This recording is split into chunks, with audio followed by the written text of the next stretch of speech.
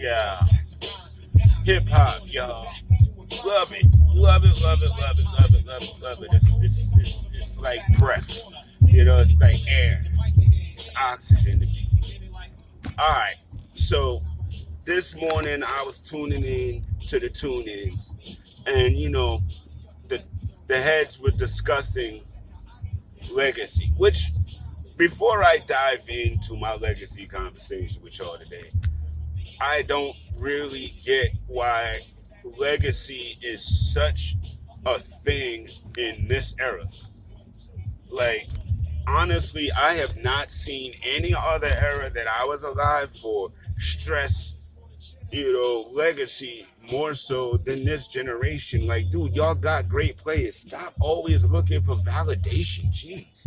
Let the good players play. Let the great players play. I mean, again, what I was referencing with the Jimmy Butler talk in my other video, straight up to me, that's all this constant, oh, he's underrated, he's overrated, blah, blah, blah, blah, blah. Everybody is just rated. Again, dude, he was great for Miami. He was good for Philly. And honestly, I feel like they made the mistake choosing Ben and Tobias, but it all happened. But to sit here and say Jimmy is not one of the better players we have in our league right now is foolish. It just is.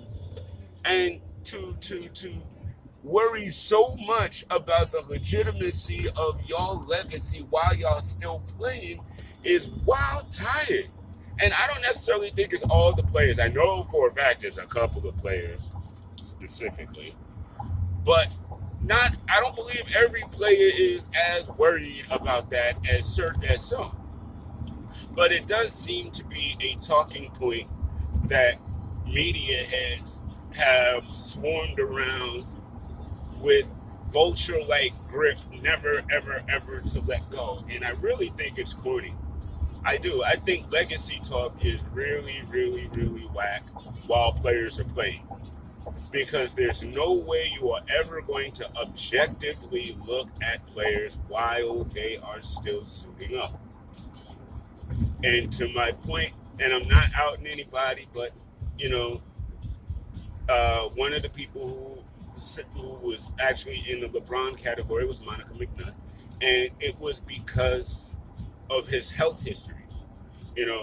Early on in his career, he really was an Iron Man. It's not until, the ages hit him that, the injuries have slowed down his abilities.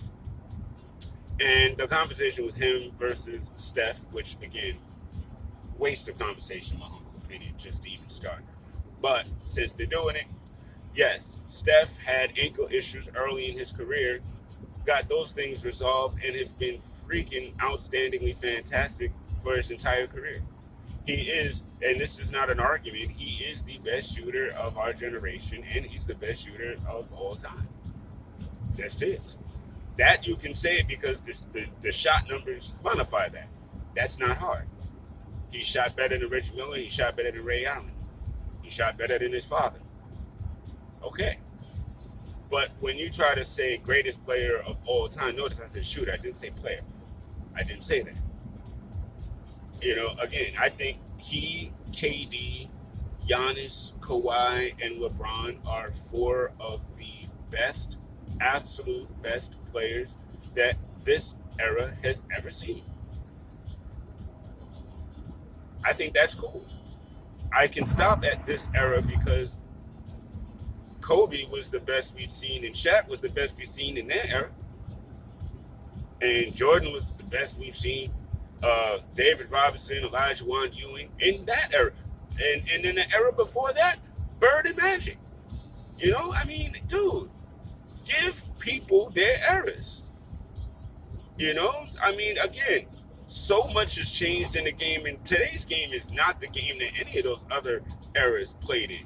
So why is it such a desperation point for these stars to be validated among those, or if not quote unquote better? To me, that's a waste of conversation, and it always will be. Because every time you try to say someone is the greatest of all time ever, you always end up knocking someone else down a peg or two, and that's unnecessary because you don't understand what they went through and what their era was like because you weren't around for it. I can't do revisionist history, and I've been around for several eras, whether I look it or not. So for me, Monica, I can't quantify LeBron's injuries or lack thereof without recognizing the fact that he has still had some. And even though it's late in his career, those missed games led him to miss the playoffs and play incompletely this year. And they have been adversely effective in his career. Same as Steph. For me, though, I'm sorry, the basketball purist in me will always look at where were you drafted and what did you do for that team. And you can sit here and talk about player empowerment all day long. Steph never left, Clay never left, Dre never left, and look at him. Winning, winning, winning, winning, winning, winning, winning, winning. You know? Out of 8 of the last finals, they was in 6 of them. So, I mean, I'm not here to say that Steph is better than LeBron. I'm not here to say that LeBron is better than Steph. But if I were drafting, after seeing everything, I would have drafted Steph. Steph would have stayed with his team and we would have been successful together.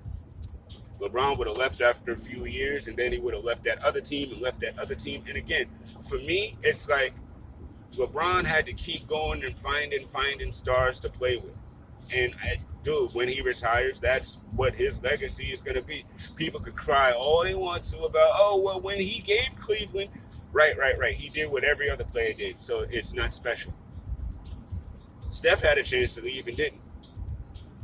And won his team championships, not just one.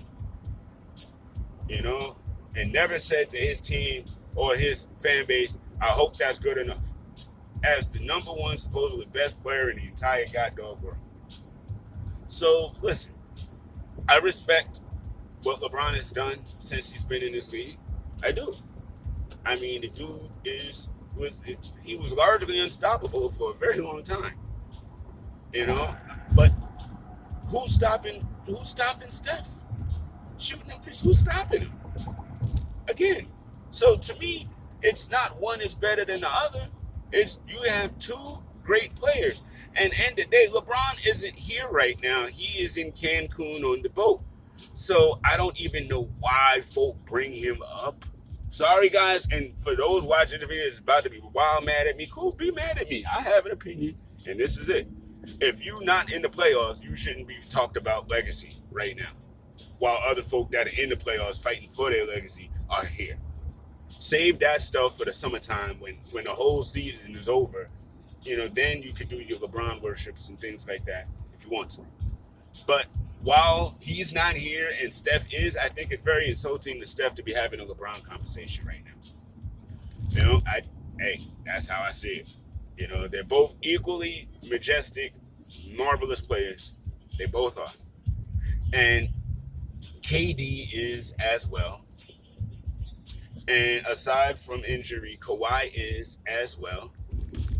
And Giannis Antetokounmpo is physically, I think he's the beastier of them all.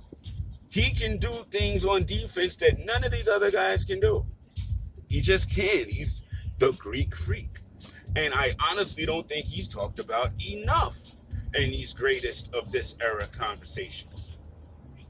Again, the one thing I will say before I close out this particular video is thank God the super team era is about done and over. Thank God. Boston is not a super team. Golden State is not a super team. Milwaukee wasn't a super team last year. Phoenix Suns weren't a super team last year.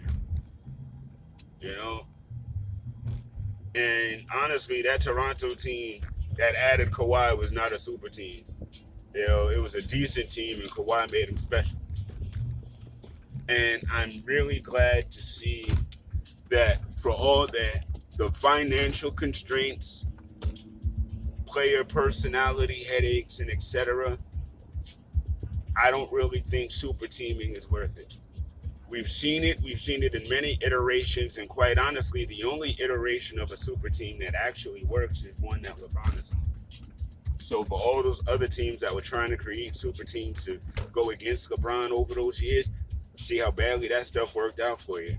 And the Nets tried the super team thing twice, and it's not looking good on this second iteration. And the first one blew the hell up.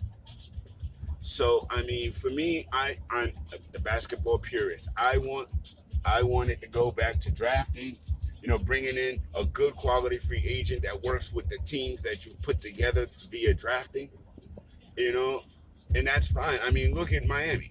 Jimmy Butler is a free agent, sure, but he isn't the composite makeup of that team.